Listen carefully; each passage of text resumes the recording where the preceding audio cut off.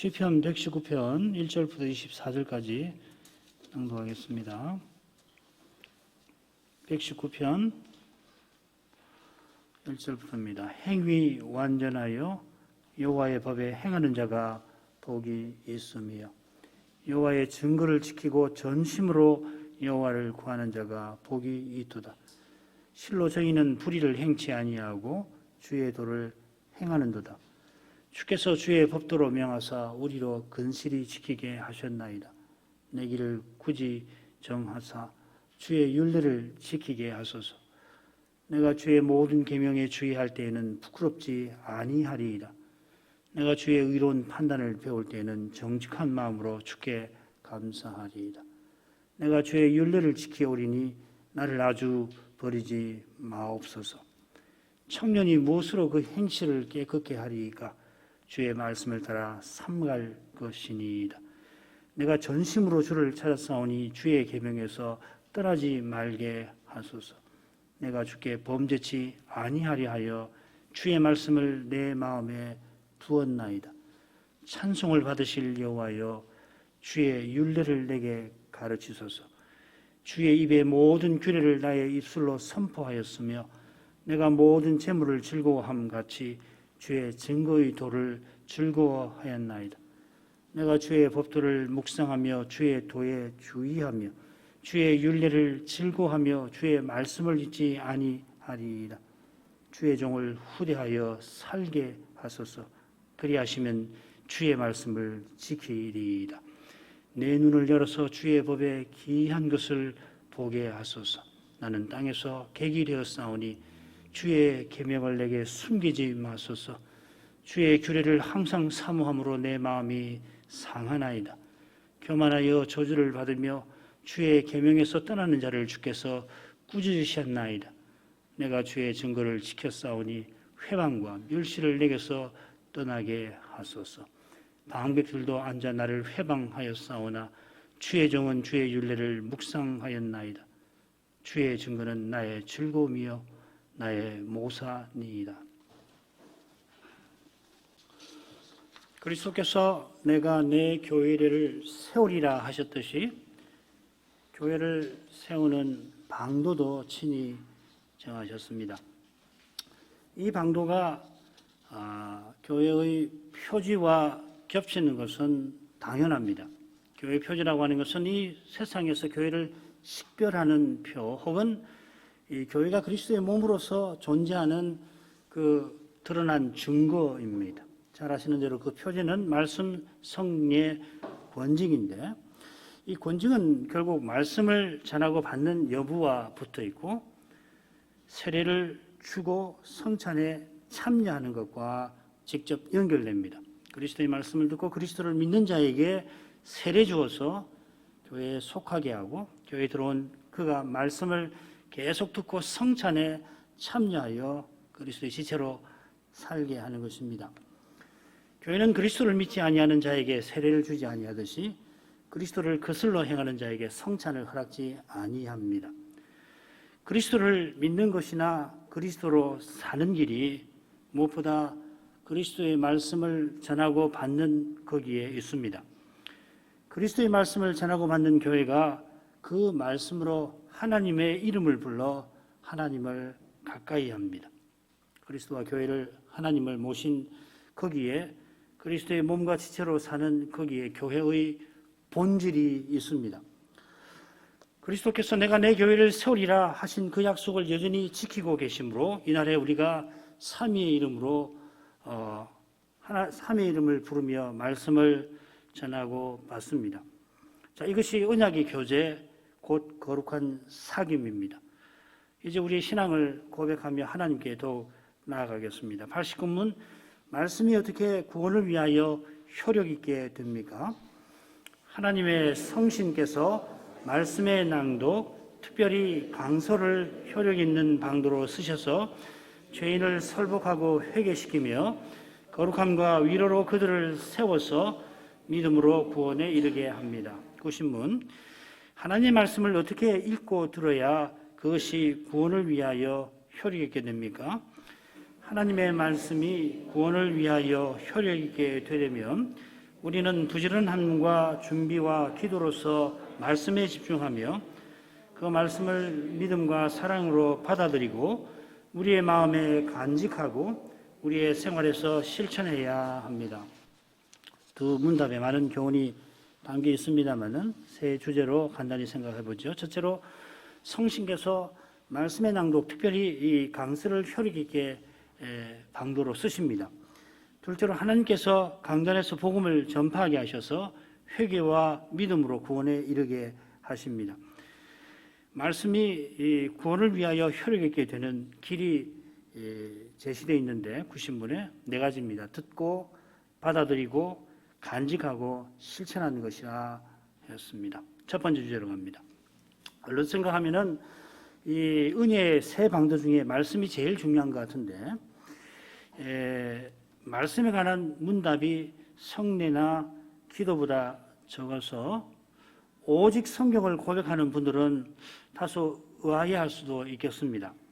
중세 가톨릭 교회가 말씀을 경시하고 성찬을 은혜의 방도에서 웃음으로 치는 까닭에 이 성당의 중심에는 성찬상이 놓여 있었습니다. 때때로 이 쇠창살이나 나무 창살로 아예 격리를 시켜가지고서 구별해서 중앙에 두었습니다.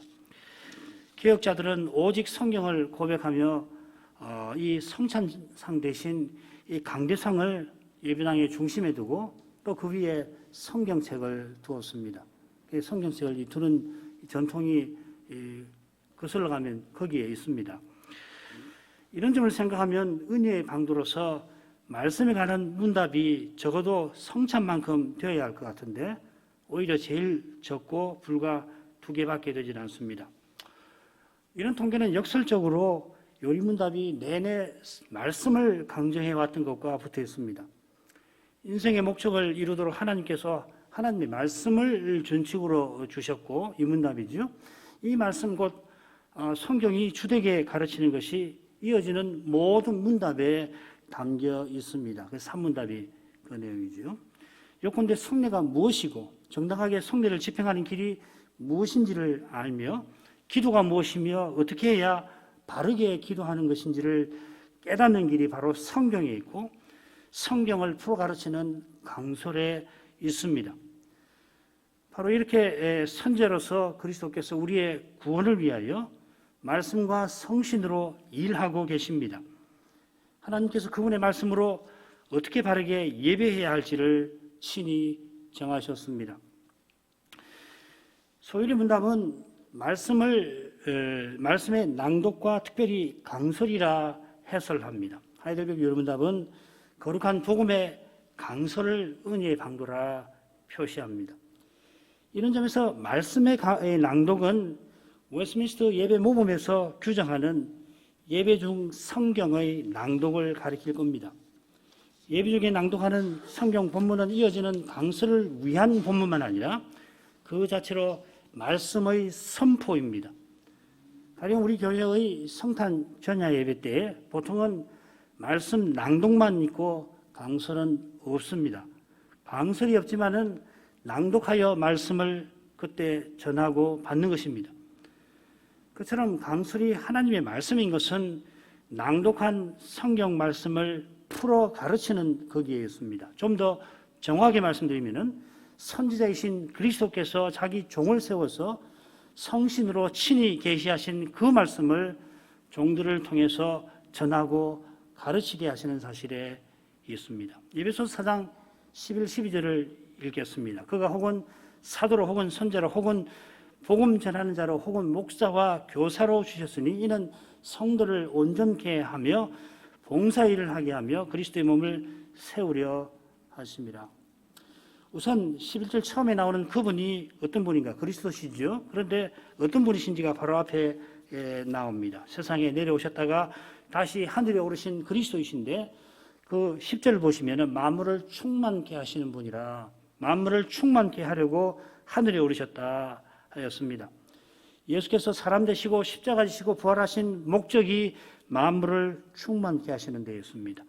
만물을 충만케 하시려고 그분이 하시는 일이 뭐냐면은 우리 각 사람에게 모든 신자에게 그리스도의 선물의 분량대로 은혜를 주십니다.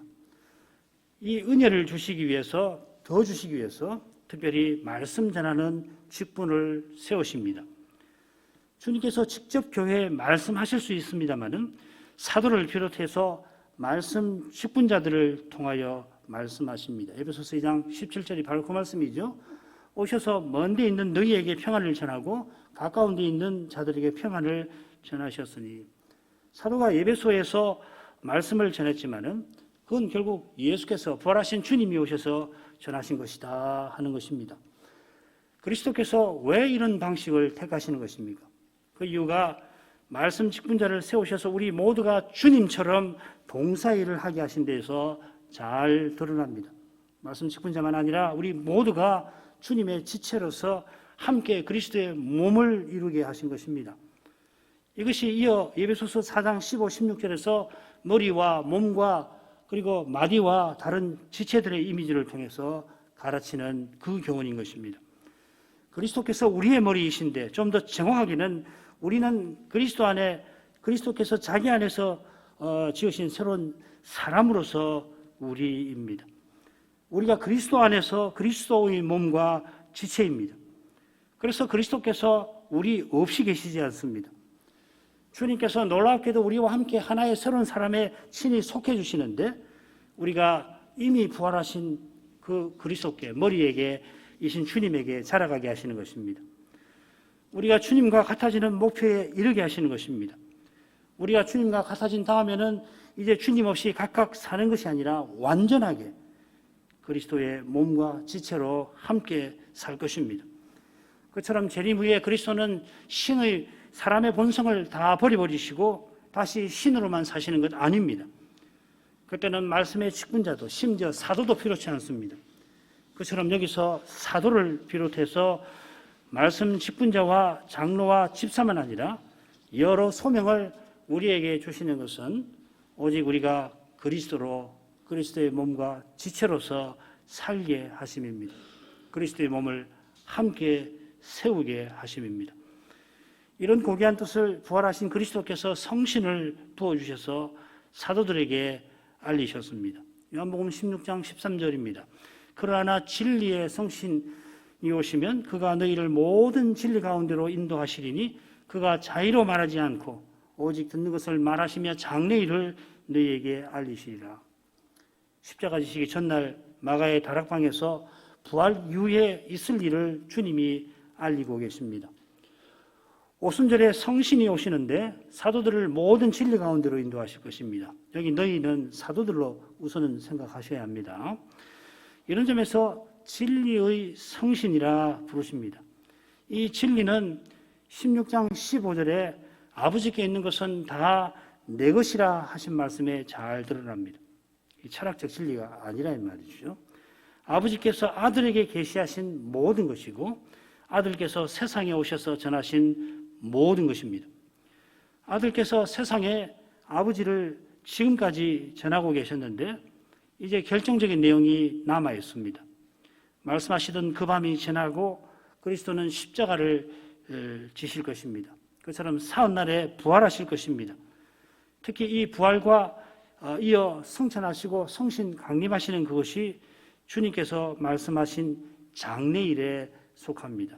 여기 그 장래일을 너희에게 알리시리라 했는데 이 장래일은 이 부활과 승천, 성신 강림을 우선적으로 가리킵니다. 물론 주님의 재림도 장래일입니다만은 부활로 말미암아 구약 선지자들이 예언하던 장래일이, 종말이 이미 역사에 이루어져 가고 있습니다.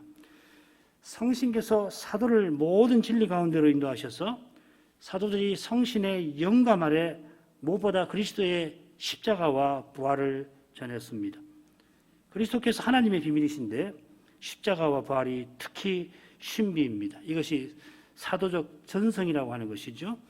그래서 사도가 세상을 떠날 때에 떠날 무렵에 디모데에 들어 사도가 맡긴 모든 것을 충성스러운 자들 곧 목사들에게 전달하라 명령합니다. 디모데는 복음 전하는 자라 할 것입니다. 디모데후서 2장 2절이 그것입니다. 들은 바를 충성된 사람들에게 부탁하라. 저희가 또 다른 사람들을 가르칠 수 있으리라.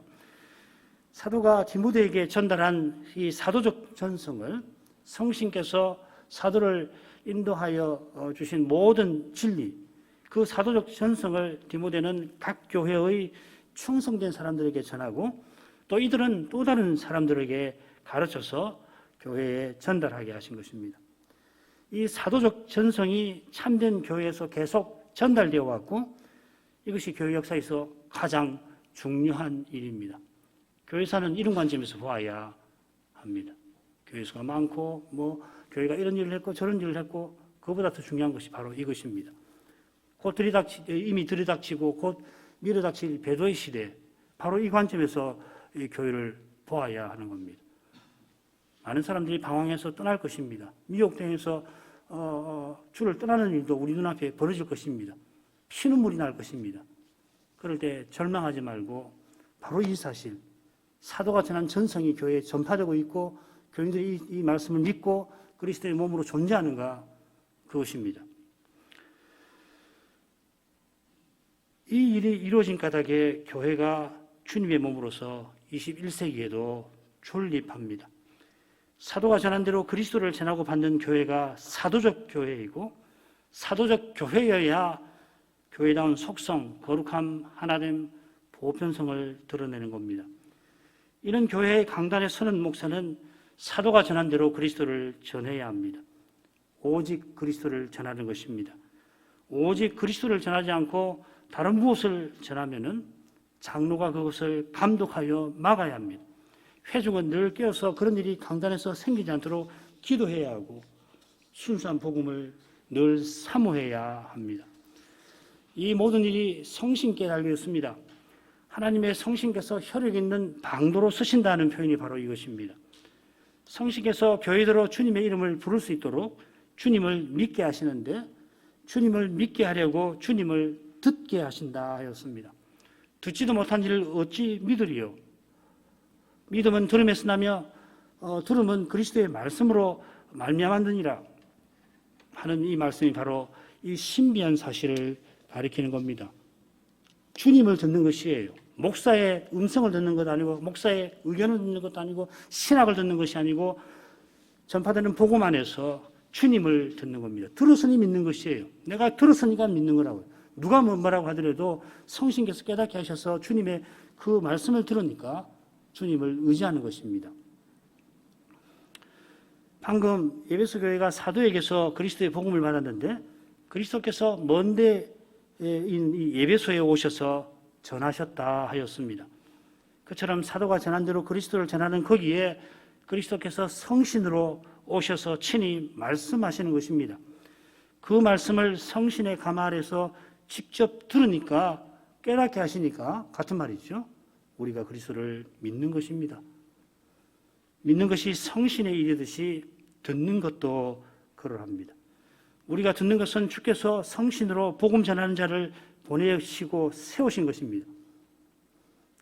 이것이 목사 위임에서 일어나는 일이고 또 반드시 그래야 합니다. 사람이 세우는 거 아니다 이 말이죠. 교회가 투표하더라도 실제로 일어나는 것은 주님이 성신으로 교회를 통해서 세우신다 하는 것입니다. 그처럼 복음 전하는 자는 성신으로 전할 말씀을 받아야 합니다. 성신으로만 받으니까 자기를 부인하는 고난을 반드시 통과해야만 목사는 전할 말씀을 받을 것입니다. 받은 말씀을 전할 때에도 사도처럼 두려워하고 떠는 태도로 성신을 의지하여 전할 것입니다. 성신께서 써주셔야 은혜가 교회에 임하는 것입니다. 이렇게 은혜의 방도로서 말씀이 순수하게 전해지고 받아져야만 교회는 교회답게 섭니다. 다른 길 없습니다. 다른 방법이 없습니다. 오직 이렇게 해야만 교회가 서는 것이에요. 그러면 교회가 교회답게 선다는 것이 무엇인지 둘째 주제에서 증거 구절을 통해서 조금 생각해 나가십시다. 회개와 믿음으로 구원에 이르게 하신다. 이게 결국 무슨 말이냐? 개인이 구원받는다는 말인가? 물론이지요. 그러나 결국은 이 교회가 교회답게 선다 하는 뜻이지 나는 구원받고 끝이다 이런 거 아니잖아요. 사도행전 16장 14절을 읽습니다. 두아디라 성의 자주장사로서 하나님을 공경하는 루디아라 하는 한 여자가 들었는데 주께서 그 마음을 열어 바울의 말을 청종하게 하신지라. 2차 선교 여행 때 일이지요. 좀 더 정확하게는 사도가 터키 반도에서 헬라 반도로 건너가서 처음으로 전도한 그 일입니다. 본래 사도가 2차 선교 여행 떠날 때에 소아시아도 지금 터키 반도, 아나톨리아 반도라고 그러는데 그 서편에서 복음을 전하려 했죠. 1차 선교 여행 때 먼저 구브로라고 하는 섬에 갔다가 거기서 바로 바다 건너서 터키 반도에 올라가 주로 남중부지방, 남부지방인데 중간에 있는 남부지방 버가 아탈리아에서 복음을 전하고 거기서 조금 더 올라가서 그 밑에 타우루스 산맥이 거대한 산맥이 있는데 그 사이길로 가가지고 중부지방에서 안디옥이나 이고니안 뭐 이런 데서 복음을 전했지요. 그러니까 사도가 2차 선교 여행을 떠날 때는 이 시리아, 수리아, 팔레스타인 위에 그 수리아 안디옥에서 출발해서 자기 고향인 길리기아 다소를 지나가지고 그리고 그러니까 터키 반도 동부로 들어가서 전에 세웠던 교회들을 쭉 돌아보고 바로 서쪽으로 이 에베소로 가려고 했던 것 같습니다. 이 여행 행로는 사도가 주님의 명령을 좇아서 거룩한 교회를 세우려고 성신의 인도를 철저히 받아서 정한 것일 겁니다. 그런데도 성신께서 에베소로 가려고 하는 사도의 걸음을 막으셨습니다.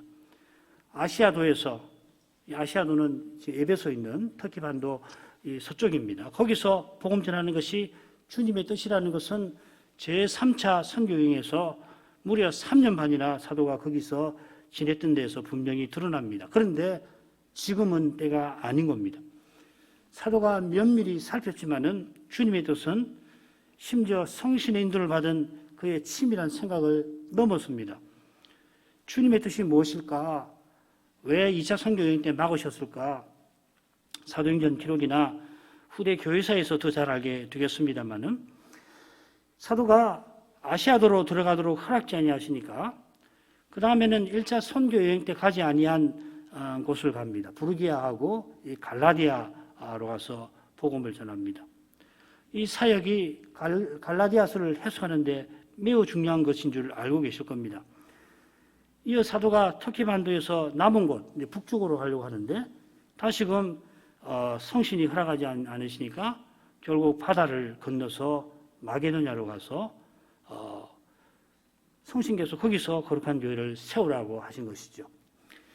성신께서 이끄시니까 사도가 마게도냐 주도인 빌립보로 갔는데 거기는 회당이 없고 기도처만 있습니다. 유대인 남자가 10명이 안 된다는 뜻입니다. 사도가 기도처로 가서 한 여인을 만납니다. 복음을 전합니다. 그 여인이 바로 루디아입니다. 사도가 복음 전할 때 주님께서 그 마음을 열어서 바울의 말을 청종하게 하셨습니다. 성신이 사도가 전한 말씀을 듣게 하실 뿐만 아니라 깨닫고 믿게 하신 것입니다. 그처럼 사도가 루디아에게 복음 전하는 것도 성신님이 그에게 보내신 것이 분명합니다. 원래 사도가 아시아도에 가서 그곳 사람들에게 복음을 전하려고 했는데 실은 지금 빌립보에 와서 전혀 다른 동네잖아요. 강 건너, 바다 건너 헬라 반도니까 이 빌립보에 와서 아시아도에 있는 두아디라 성의 성 출신인 루디아가 처음으로 복음을 들었습니다. 물론 중간에 부르기아, 갈라디아에 복음 전할 때 믿은 사람이 아시아도 출신이 전혀 없었다고 단정하기는 어렵겠지만은 누가 선생이 루디아가 두아디라 성 출신임을 분명히 밝힌 의중이 있을 것입니다. 이것은 성신이 사도가 원래 계획한 일을 친히 이루셨다는 것을 가리키는 것입니다. 그렇게 치밀한 사도도 주님 뜻을 잘 다 알지는 못하는 거예요. 주님께서 이렇게 두아디라 성 출신인 이 루디아를 구원하시려고 이런 일을 다 하십니다. 잘 아시는 대로 루디아만 믿은 거 아니죠. 루디아가 이 고린도전서에 나오는 글로에처럼 자주장사, 옷감 장사로서 집안의 실질적 어른이었던 것 같습니다. 루디아가 복음을 들은 다음에 저와 그 집이 다 세례를 받습니다.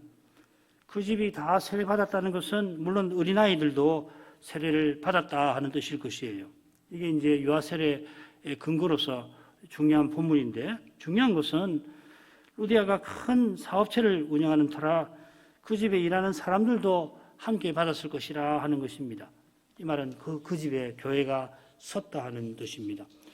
루디아가 온 집이 세례받은 후에 뭐라고 그러냐면, 만일 나를 주 믿는 자로 알거든 내 집에 들어와 유하라 강건한 데서도 여기서 빌립보 교회가 시작되었으리라 짐작할 만합니다. 아셔야 될 것은 빌립보의 한 교회만, 한 예배당만 있은 거 아니에요. 지금과 달리 이 가정 교회라고 흔히 말하죠. 여러 교회들이 있었던 겁니다.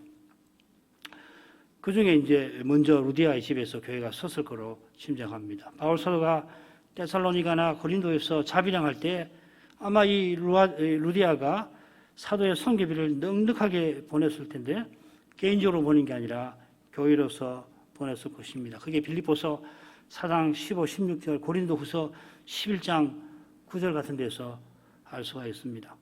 이렇게 루디아가 복음을 듣고 회개하고 교회에서 계속 말씀을 듣고서 구원의 실질을 이루며 살았는데, 특별히 이 사도의 복음 사역에 적극적으로 가담해서 초대교회가 서나가는데 루디아가 쓰임을 받았다. 이게 우리가 원하는, 우리가 배우는 이 구원의 실질이라는 거 아니에요. 예수 믿고 천당하는 것이 다가 아니라 우리가 구원을 얻었다, 구원을 이루고 간다, 구원을 맛본다는 것이 바로 이런 거다. 교회로서 서서 이 주님의 교회로서 사명을 행하는 것이 뜻이 있는 것이거든요.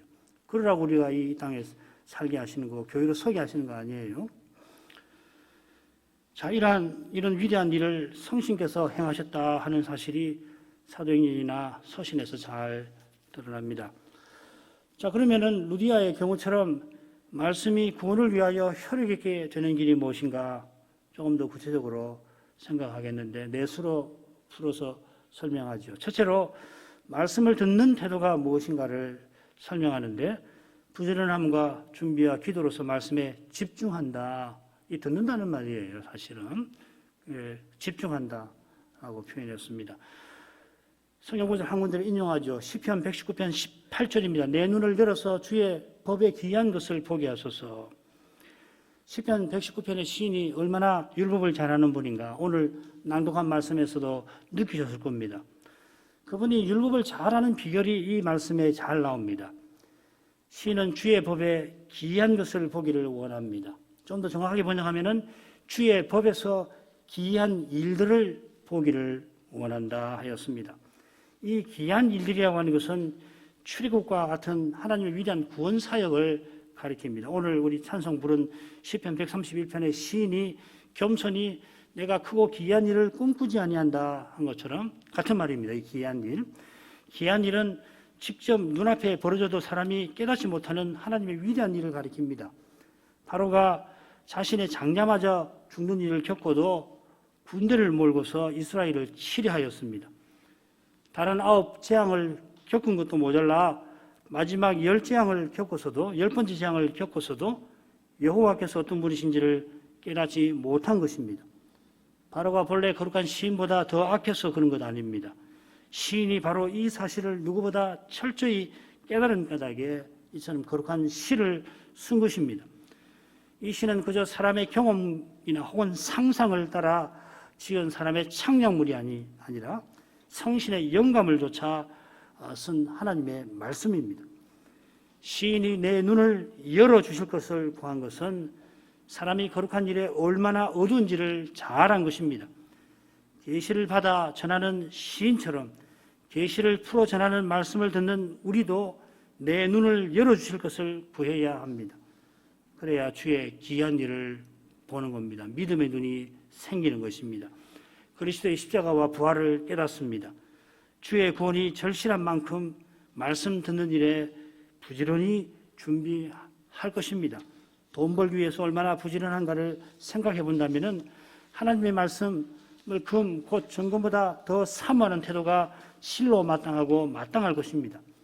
정금만큼 사모해도 교회와 신자의 삶이 상당히 달라질 것 같은데요. 그러나 근본적인 변화는 말씀을 정금보다 더 사모하는 태도에서만 열리는 것입니다. 이런 태도로만 21세기 교회는 이 시대를 이기게 될 것입니다. 이런 태도로 말씀을 듣는 교회와 신자는 그 말씀을 믿음과 사랑으로 받아들입니다. 데살로니가후서 2장 10절입니다. 불의의 모든 속임으로 멸망하는 자들에게 임하리니 이는 저희가 진리의 사랑을 받지 아니하여 구원함을 얻지 못함이니라. 지금 불의의 모든 속임으로 멸망하는 자들에게 누구가 임하느냐 하면은 악한 자라. 우리말 성경에는 그렇게 돼 있죠. 9절에. 원문에는 이 악한 자란 말 없습니다. 불법의 사람, 적그리스도가 임한다 합니다. 이 악한 자라고 하면 마귀를 떠올리는데 악한 자란 말 없어요. 적그리스도가 임한다. 적그리스도가 재림 직전에 등장해서 온 세상을 미혹하게 될 것입니다. 계시록에는 마귀가 지금 결박되어 있다가 재림 직전에 잠시 놓인다고 했는데 결박에서 놓이니까 결박되기 전처럼 무슨 일을 하냐면 만국을 미혹하는 겁니다. 온 세상이 마귀를 뒤쫓을 것입니다. 내가 잘 알고 있는 사람들도 그때는 이 마귀를 이 적그리스도를 쫓을 자가 실로 많을 것입니다. 그때 오직 진리의 사랑을 받은 사람만 그 미혹에 빠지지 않는다 하였습니다.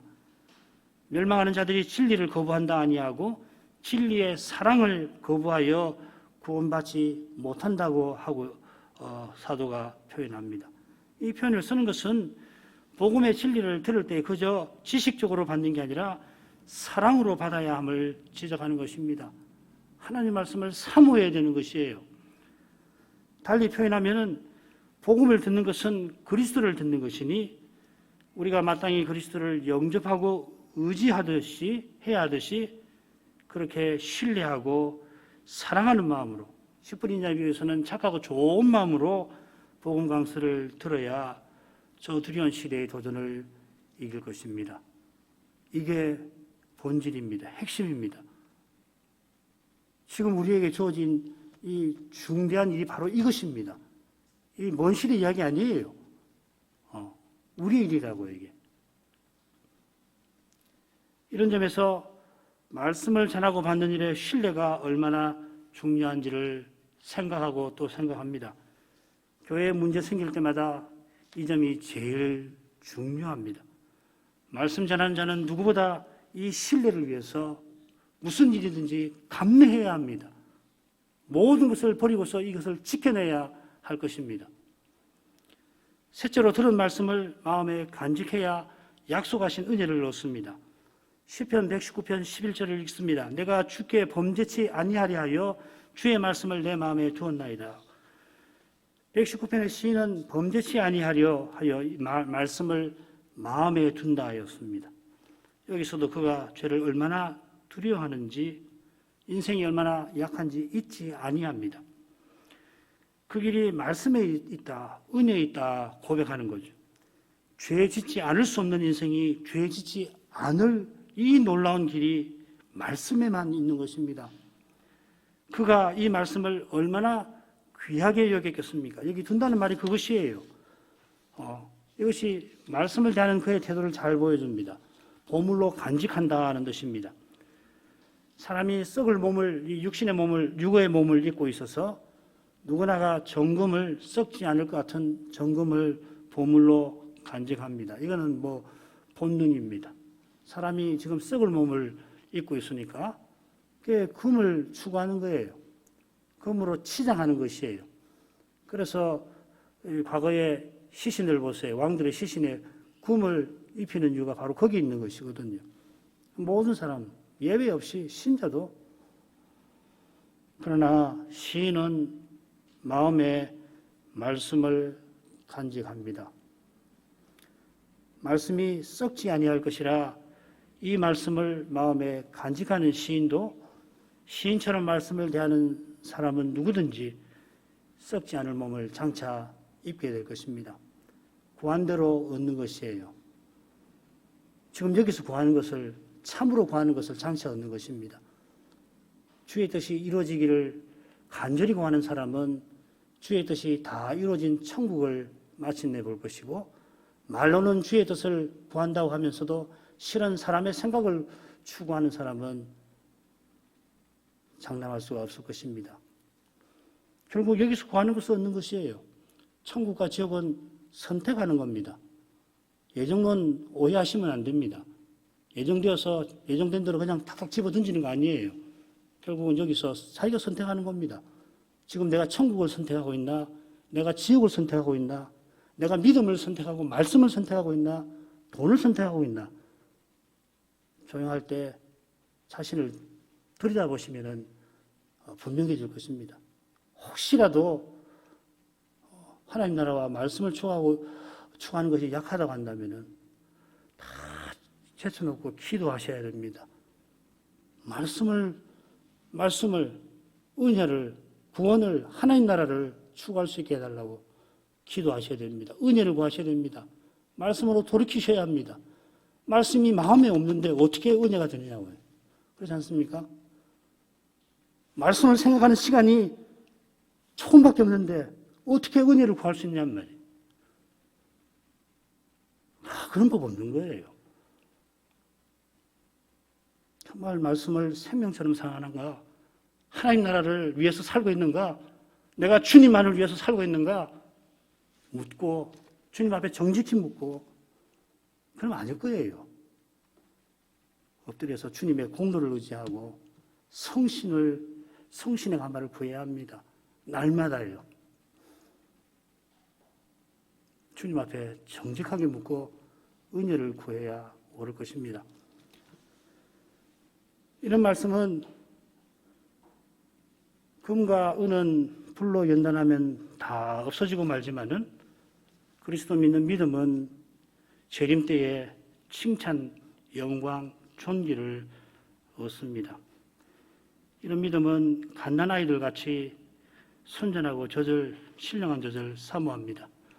젖이 어린아이에게 생명이고 기쁨입니다. 복음의 말씀이 우리에게 그러합니다. 영원한 생명, 영원한 기쁨입니다. 마지막으로 보물로 간직한 말씀은 실천함으로 그 진가를 드러냅니다. 10분 인자의 비유에서 말씀을 듣고 기꺼이 지키어 인내로 결실을 할 일을 주님이 교훈하십니다. 말씀이 얼마나 보물인지 말씀하시는 그리스도의 세계인 교회를 통하여 드러날 것입니다. 교회는 그리스도가 전부이고 그 전부 안에 계시는 그러한 사회입니다. 이 세계는 말씀을 깨닫는 신자에게 주님께서 주시는 생명을 살아내는 데서 나타납니다. 우리가 장차 그리스도와 같아져서 그리스도만 드러낼 것인데 지금 여기서 믿음으로, 같은 말은 성신과 말씀으로 그리스도를 드러냅니다. 이것이 우리의 소명입니다. 기도하겠습니다. 거룩하신 아버지, 이날에 우리가 하나님 말씀을 전하고 받게 하심을 감사드립니다. 이 사람의 일이 아니라 성신의 일임을 고백합니다. 성신께서 말씀을 깨달아 전하게 하시고 또 받아 깨닫게 하십니다. 이는 우리가 그리스도의 몸답게 서나가게 하심인 줄 압니다. 그리스도의 영광이 우리를 통하여 드러나게 하심입니다. 그리스도의 영광을 드러내려고 성신 하나님께서 영원히 우리 안에 내주하십니다. 그처럼 우리가 영원히 그리스도의 몸으로서 서나가게 하려고 성자께서 사람 되시고 우리의 머리 되어 주셨습니다. 이 거룩한 목적을 이루라고 부활하신 주님께서 말씀 전하는 직분들을 세워주신 줄 믿습니다. 사도가 아무리 훌륭해도 스스로는 그리스도를 버리고 부인할 뿐이었고 스스로는 그리스도를 대적할 뿐이었습니다. 그러한 인생을 사도로 세워서 그리스도를 전하게 하신 것은 오직 주님께서 자기 안에서 하나의 새로운 사람을 지으시는 그 사랑과 붙어 있습니다. 그 사랑이 이날 우리의 소명을 통해서 그리스도를 드러내며 살도록 하십니다.